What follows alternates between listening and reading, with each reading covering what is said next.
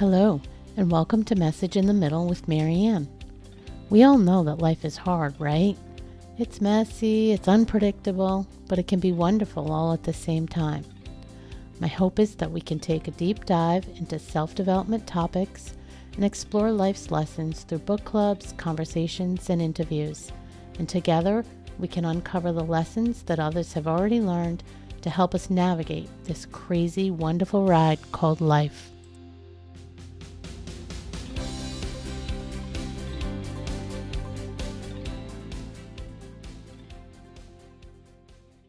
Good morning and welcome to Message in the Middle. I'm your host, Marianne, and I don't know about you guys, but when we roll into fourth quarter, it's always a mixed bag of emotions for me. There's always a ton to look forward to, and it's when my busiest season starts. So we roll into October and I have my wedding anniversary, and then followed by that is both of my granddaughters. Well, two of my granddaughters have birthdays. And for one of them, we always have a great big birthday party at the end of October. And then November quickly rolls in and I start thinking about Thanksgiving. I'm the one that hosts all the holidays for my family, my extended family. There's about 20, 25 of us. It depends. And so I'll start thinking about Thanksgiving right after that birthday party. So it's making the lists of what we need, doing the shopping, setting up, doing the cooking, hosting, cleaning, all of it. Now, don't get me wrong. It's not something that I dislike. And I certainly do get help for some of it. It's not like I do every little thing by myself. And it's also worth noting, I really enjoy, especially those birthday parties, I really enjoy putting that stuff together. But there's a lot to it. And there's definitely a lot of things to think about. And it just feels like a very condensed time with a lot to do at home. And then as soon as Thanksgiving's over, it's Christmas. I mean, not literally the minute Thanksgiving's over, but you know the deal. You guys all experience this to some extent as well. As soon as Thanksgiving's over, you have a short window of time to either finish your shopping or start and finish your shopping. And then again, I will host Christmas. So for me, it's the shopping and the wrapping and the figuring out what gifts to buy. And then the day of the event, which is, my immediate family is one thing in the morning, and then we do the extended a little later in the day. So it's just a lot. And again, to reiterate, it's not something I don't enjoy. And this is such a season of warmth and fun and family and friends and gatherings and all kinds of good stuff. And it can feel like a lot for some of us. So today, I'm bringing you a returning guest, Lisa Zawrotny. She's been on the show before, and she's joining us again today for a conversation that will bring you some practical tips and food for thought on how to navigate this holiday season without being stressed out, overcommitted, or overwhelmed. Some of you may remember Lisa from episode 79 last November, just happens to be last November, titled Decluttering Your Life and Your Mind. For those not familiar with Lisa and her work, she's a productivity coach with certifications in time and stress management, life coaching, and positive psychology. She's the founder of Positively Productive Systems and the host of the Positively Living podcast. She helps clients reduce overwhelm, manage stress, and design sustainable solutions with compassion and humor so they can make space for what really matters most. Lisa, good morning. I'm so glad our schedule is aligned and we were able to do this. Oh, Marianne, it is a delight to be back. I am always happy to have a conversation with you. Same, girl. I mean, let's fill the audience in. So for full transparency, guys, we had a pre-call like they know. I always do. Mm-hmm. And we were trying to kind of just zoom in on the topics, not the specific conversation, but the topics. And I feel like we landed in a spot that we both felt pretty passionate about it being a pain point for lots of people. So let's just jump in. The first topic that we wanted to talk about was organizing and or hosting holiday events. And if you're anything like me, just the thought of that, just saying those words out loud, I can feel my anxiety and my blood pressure rise just a tiny bit at the thought of it. So let's dig in. First of all, let's just take a deep breath. Ooh, because, or five. Yeah, or maybe a few. Because I know the first like, I think reaction that we have, that I know I have, is like, I'm not ready. Yeah. And so that's part of what we're going to talk about today is, the mindset that we need to have going in, the choices that we're going to make that will help it be that much easier to step into. Because I think overwhelm can so often come from that chaos that's swirling around our minds, right? Where we don't have a proper vision of what at least we want to have happen. And we don't have a sense of the intentions going in or the things that we're going to need. So when we get clear on that, we're immediately going to make it feel a lot better. We're going to breathe easier. Yeah, let's talk about that because you just nailed it. I think for me, and I've gotten so much better at this over the, the last handful of years, but the swirl, it can quickly go from just thinking about the joyous season to, oh my goodness, I have to do this, I have to do that, I have to do this. Oh my, what about that? How am I going to do that? And it's blah, blah, blah, right? It's just quickly swirls out of control. Mm-hmm. But let's break that down. Let's start to break it down to your point and have a clear vision, have a plan. What does that look like? And what are some steps that we can take to really reel that in and start really laying it out for us without getting into the opposite and over planning everything as well? Oh, sure. You do need to leave some flexibility, sometimes because that's your tendency as a person, that you need that freedom and flexibility. And also because part of planning for life means planning to be flexible and to pivot, and make adjustments. Yeah. So this idea of the overwhelm, the swirling thoughts, the chaotic mind and space, and then the spiraling, the good news is there's an answer to that can be applied throughout the year, not even just the holidays, but we'll apply it with the holidays in mind. And that's the first step, is doing a mind sweep. That's a takeaway. And that's pretty much my answer to everything. I mean, that duct tape and maybe taking a nap and having a snack. I mean, right there. All of it, right? Life advice. Boom, done. Okay, let's have a cup of coffee. Coffee too.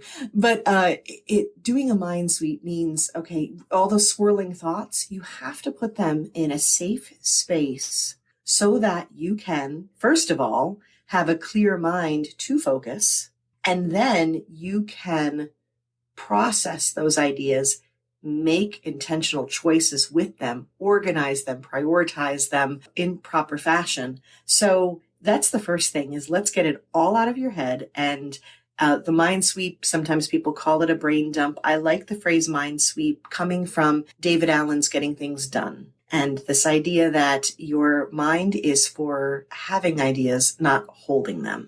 I love that. Right? Love that quote. Love that quote. And that I'm reminded of that all the time, because how many times have you like, oh, I'll remember that. Yeah.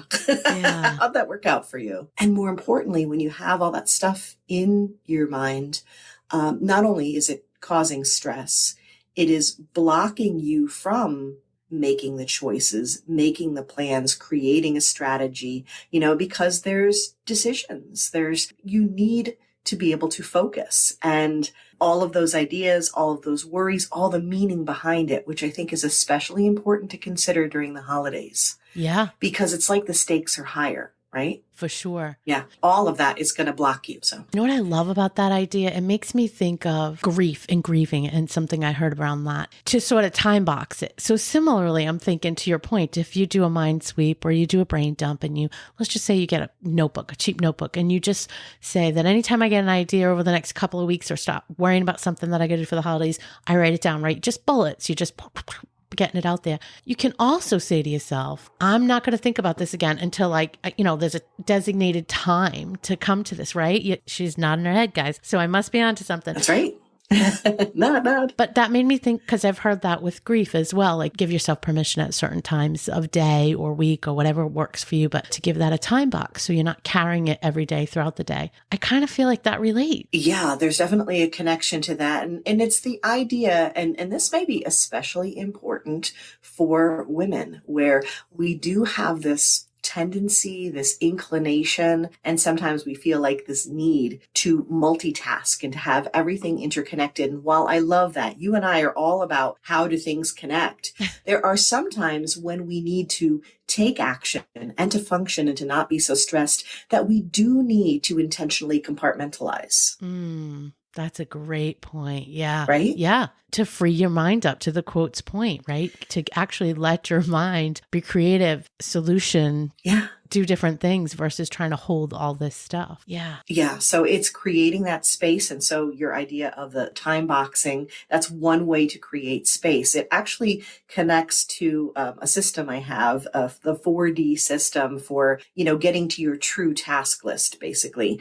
And you've heard of some systems that have like the 3Ds and stuff like that. And people are talking about doing or delegating, and that sort of thing. And my system actually has a very specific order to it where you're decluttering or deleting first, like what doesn't belong. And then you're doing a combination of either delegating or delaying. And in this particular case, what you're talking about with the time boxing is the idea of delaying something. Once you get all these ideas out of your head, once you're thinking, oh my gosh, I have to still get so many things for this meal, and I have to buy gifts, and I have to do all these things. Once you have all of that, through a mind sweep in a safe space, like you said, a notebook, then you talked about adding to that when things come up. Yeah, doing a mind sweep regularly, maybe as the holidays come up, it's a daily task for you to be like, what's on my mind? What's getting my attention? Once you have that set there, you are going to find things as you process that list that can absolutely be delayed. As a matter of fact, we're coming into a time frame that I absolutely love. And you see it, especially in the corporate world, where we're like, we're going to put a pin in that until after the holidays, right? 100%. Yeah. Yeah. Everybody's on vacation. Everybody's going to be tied up. Yep. So absolutely. You can think of that too as like, I only need to make a decision about that after, or after, maybe it's I celebrate Thanksgiving and Christmas. So maybe it's I only need to decide that after Thanksgiving, or we're only doing that. We happen to be a tree up after Thanksgiving kind of family. You do you. It's Same. all good. It's all good. But Same. that means I don't have to be thinking about those things until after. Yeah. So don't let all the thoughts and don't let the sheer scope of the holiday season take all that attention and that focus from you. We need to start reducing the scope and essentially compartmentalizing. And the mind sweep and doing that repeatedly, that is not your to-do list, by the way. And if you take away nothing else from this point, please take away this, is that it's not a to-do list. It's a safe space to choose what you're going to do. I love that clarification. I really love it because as somebody who's had teams and people work underneath me, and my husband is this way too, so I recognize there are people out there that if you gave them a list with, and I'm calling it a list purposely, but a piece of paper with bullets on it, let's just say there's 15 things on there. They can each be a 2-minute task. Like literally, I'm going to make them up right now. Shut the light, move my cup from here to there, put the pen on the table. Like literally 2-minute tasks, but they see a list of 15 things that you've just handed them. And it's immediately overwhelming to those people. Yep. And I don't know if that's an ADHD thing, which my husband has, or if it's just some people are wired that way. I'm not sure. You might know. But I think the point of that isn't a list. That isn't your to-do list. Don't let it overwhelm you just by the look of what it is. Just know you can pick and choose, prioritize, delay, to your point. And delegate. And that's where you start getting into those other things, right? You could be like, and delete. Right. And the delete part, that was is easy for me to say. That part is definitely first, where you're like, okay, that was in my brain. And you're like, what am I even doing with it? There's a lot of, it seemed like a good idea at the time, and you've been holding on to it forever. It's been on a to-do list forever and ever and ever, and it keeps going to the new ones all the time. Yes. Or you have that idea, and then finally when you do the mind sweep and you're like, I'm going to have to let you go. Because you're not serving me anymore, other than reminding me that I'm not doing this task. So there's that. But at the very least, even if you're like holding on to these things, you can intentionally delay them which feels so much better, right? The difference between something that's there in your face, reminding you, oh, you got to do this because it's on a task list. That is like, that's weighing on you constantly, especially if you are a person with really strong intentions to show up, to do a good job, to serve, to help, and you're not getting the thing done. And that's that's clutter. That's mental clutter. Whereas if you say, no, I'm going to come back to you in a month or 3 months or 6 months. And now, you're breathing easier because that's still there. It's not a right now. It's not, but it's an eventually. And that feels so much better because it's intentional, but it still gets the job done in terms of removing it from being like right in front of you. Yeah. You made me think about commitments and overcommitting. When you said, if you're somebody that really wants to show up and you're well-intended and you're a, kind person and you want to be there for everyone, which, let's face it, that's a lot of our kind of people. Yes, our people. Yeah. That often leads to feeling more overwhelmed because you feel like you have to be everything and do everything for everyone, which is a theme that we explored on last week's episode with Dr. Carrie Holland. I'll put the link in the show notes, but any advice? So I understand it and where you're coming from. It's that big heart to want to say yes and to please and to be there.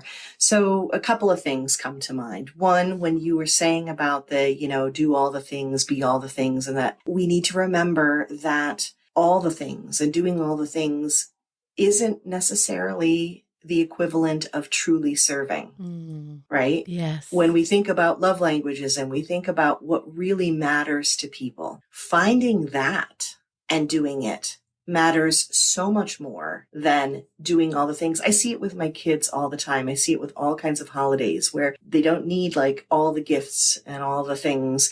They need very specific things depending upon who they are, right? Maybe it's a very particular kind of gift, something that they've really been wishing for. Maybe it's a certain kind of party or a certain kind of cake. In our house, it doesn't even have to be cake. In our house, if it's your birthday, you get to choose the dessert. It can be anything you want it to be. And that really matters to them. And having something that meets their vision and their value matters so much more. So I think considering that first and foremost, being very clear on what others are actually expecting of you. Too often, we create those expectations and we blow them out of proportion, well-intentioned, but be clear, because if someone says, and I've had this with my family too, where it's like, okay, it's not Thanksgiving without, or, if Christmas means to me, or, the holiday season feels best when, and I think about it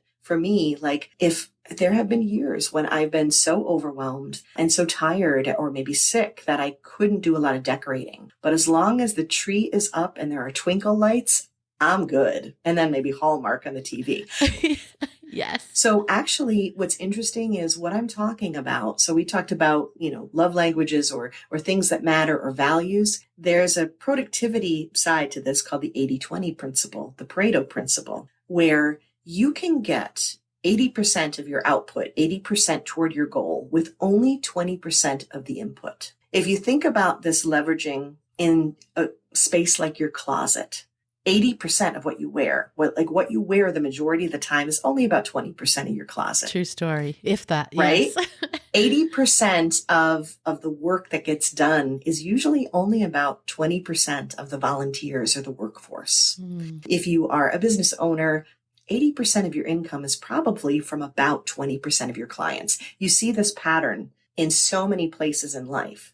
So use that pattern to help you choose the 20% that matters. And so when you start filtering that way and you say, oh, what's the 20% that's going to make this the best Thanksgiving ever? What's that 20%?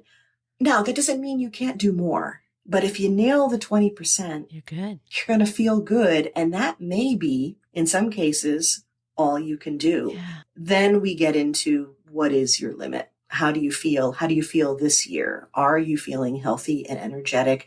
Are you not? We have a lot of things to consider when it comes to our own bandwidth and our own limitations, but sometimes that's hard to tell. I'm a big fan of find the 80-20, figure out what really matters, even if you are feeling brilliant, because it then still creates extra space, which we always need. I love all of that, but I really love the reminder to, I mean, you didn't say have the conversation, but have the conversation. Yes. Because we show up with all the assumptions. And I see this, I've seen this in my own family, but I see this in a pattern where people take on what their parent or their grandparent used to do, right? And all the traditions fall to somebody eventually in the family, they pass on. And I think so often we think, well, we have to try to do it exactly like they did it. Everybody's expecting X, Y, Z. And the reality is, if you had a real conversation with people, those expectations probably are more your own than they are those people. And most people are probably just happy to have the opportunity to come together, be with family, you know, maybe share a meal, whatever. But it's the basic stuff. And yet we get in our heads around, you know, I need the best wrapped packages, or I need to have, you know, china on the table. By the way, that doesn't happen in my house. We serve with fine paper plates, china at its finest. But, you know, all those things. So I think it's really important to do a real assessment, kind of take inventory of what those really important things are. And I love that you said, you know, have the conversation. I communicate with my family all the time, and I let them know, I'm like, you know, I only have so much in the tank. So where do you want me to spend that energy? Yeah. And it's like, you know, we have some food requests. Great. Do they care if it's on China? No. Oh, no. Exactly. Not even remotely. Exactly. As a matter of fact, they're like, yay, no dishes to do. And by the way, some of these paper products now, I mean, they're pretty fancy. I gotta tell you. So you have to pick what matters. Now, it could also be that you have a family where, there's something really special about creating a beautiful tablescape and using the china from great grandmother, you know, and doing great. Then that's what matters to you. So you do it. Yes. Yes. But it's the choice, and it's checking in, because the next generation does have different ideas about what matters. And it's just amazing to me when I have a conversation and I come with something that I think matters, and they're like, yeah, no, that's fine. I'm like, are you sure? Yeah, no, we just want, I mean, it got down to a point where I'm like, I need to make the turkey, and I need to make the dressing. It's dressing now. It used to be stuffing with my mom, but nobody cared. So it's dressing, so the turkey cooks faster. And basically, I need to make sure I have crescent rolls. Okay, you know, it's like and that's it. That's what matters. Yeah, and it's funny, but it's so true. And just saying that, it makes me laugh, but it also reminds me of how much pressure has been pulled off of me, you know, for a meal like that, for the traditions that we have on a day like that. And that's what I wish for you. And I think it can be simple things, like you reminded me of when I first started doing Thanksgiving and Christmas. I host pretty much all the holidays here for a big group. I thought, and I did for the first few years, everything had to be on the table. We're going to put everything on. And I'm talking over 20 people. So trying to get everything to the table and served, and enough, you know, plates across the table of the dishes, it was a lot.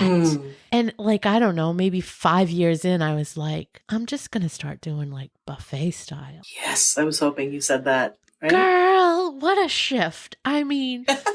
so much easier. So, I mean, we all know it's still work when you host, but so much easier.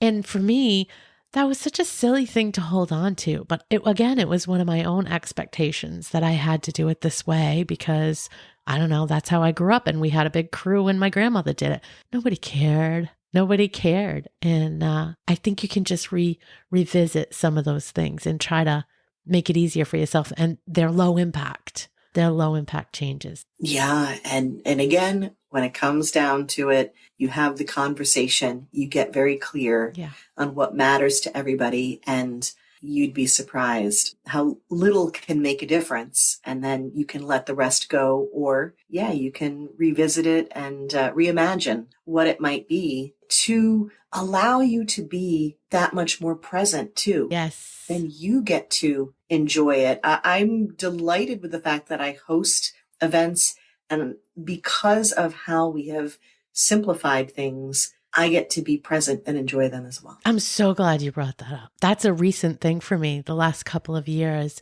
I really, and I still, honest, full transparency, I have to talk to myself. Like in the middle of the event, I have to be like, no, you don't need to do those dishes right now. No, you don't need to clear that right now. Right? Like I've gotten better, but I'll still catch myself like being the busy bee. Remember the busy bee badge we all wore and thought was a big deal. But when I remember and I remind myself to put that busy bee badge down, I quickly can just tune into being present and actually enjoy the people and enjoy celebrating whatever it is together. But it is something for many of us we have to work on and remind ourselves, but it's important. For sure. Very important. May I share Yes. a reimagining that has become now an important tradition for our family that my kids absolutely adore, and I fully believe they will carry on this tradition. Yeah. Okay.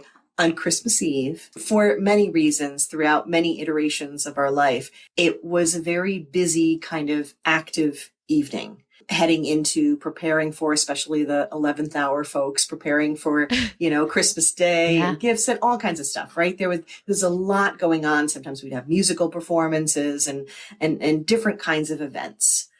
And it made having dinner really challenging. And I grew up with a mom who was like, well, let's have a roast and let's do this.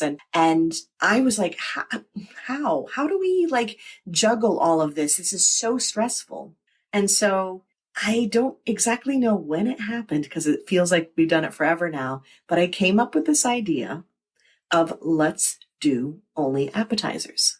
We can prep some ahead. We can have some that I do at the last minute and pull things and some that hardly even need prep. You can get a lot of really amazing pre-made things. Yeah. And we call it appadinner.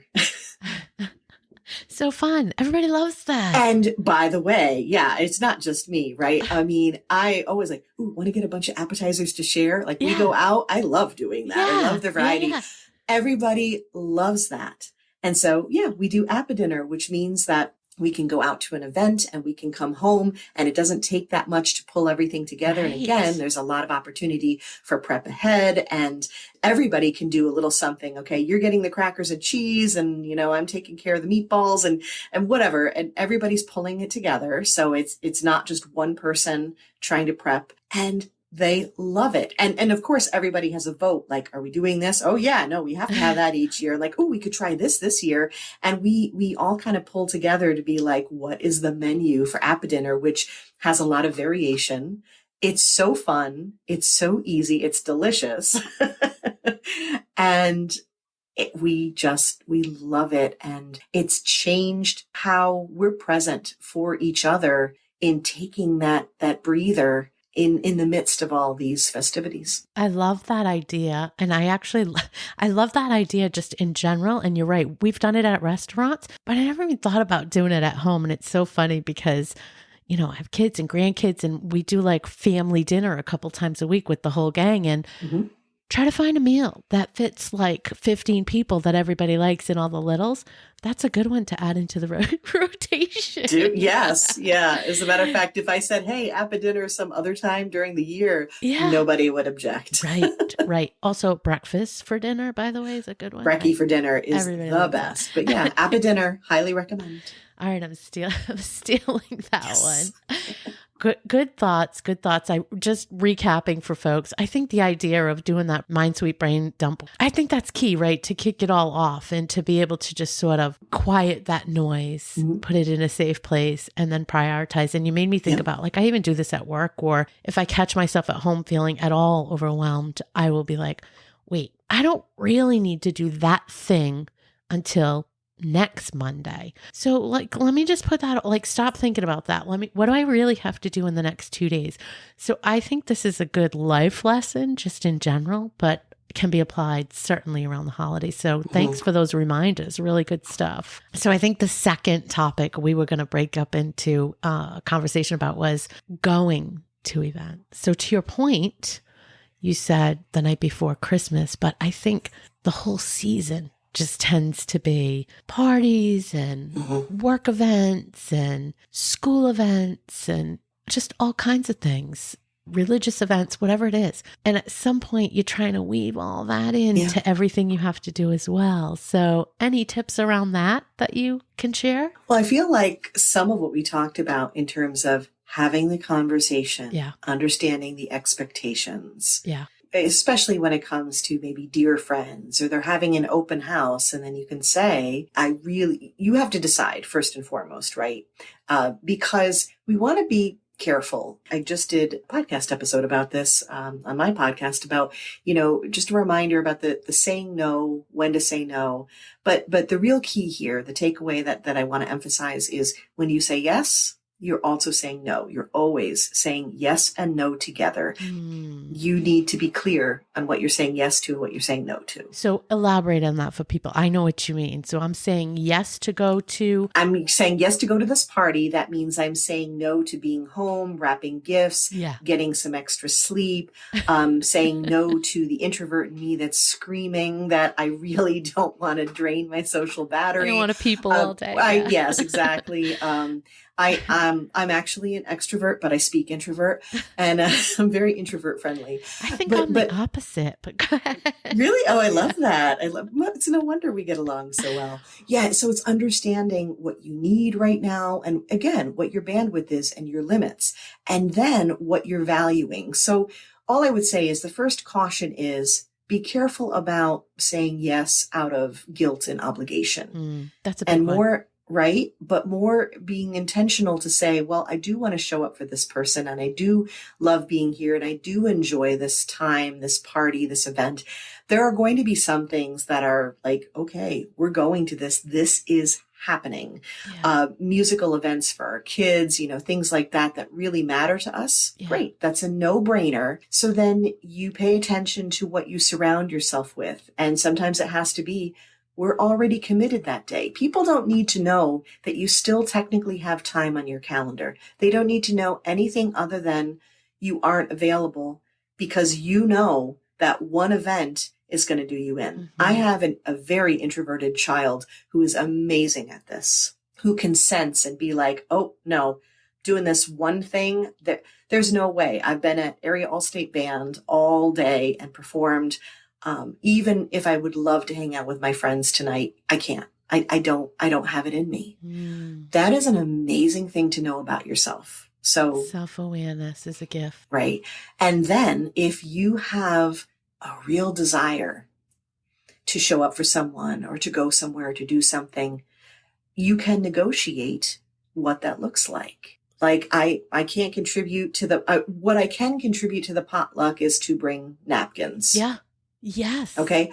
What I can do is stop by your open house at the very tail end. Is that okay? What can you do and offer that? You would be surprised how many times we can negotiate and people are delighted with what we can offer. I think the word negotiate reminded me as well to don't get caught negotiating with yourself.